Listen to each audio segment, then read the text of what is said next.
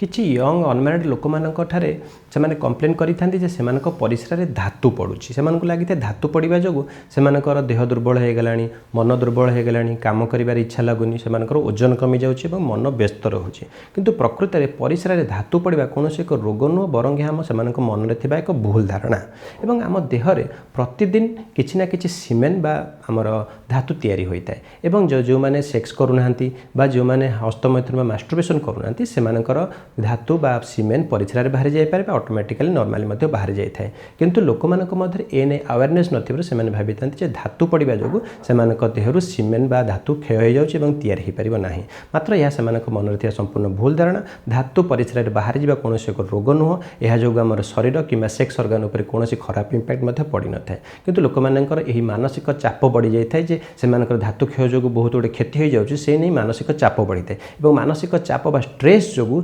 सेमानकर मनर एकाग्रता कंसंट्रेशन कमी जाए काम रे मन लागेने अल्प काम कला पर हालिया लागिता से स्ट्रेस जोगु एवं सेमानकर चिंता जोगु बा स्ट्रेस जोगु सेमानकर ओजन कमी था किंतु सेमानक लागि थाए जे धातु क्षय जोगु सेमानकर ओजन कमी जाउछि तेणु एबले धातु परिसर रे पड़िले आपण केबे व्यस्त होंतु नै भावंतु नै जे गोटे कोनोसी बड़ रोग हो जायछि बा आपनक सेक्स ऑर्गन ऊपर किछि खराब इंपैक्ट पडुछि।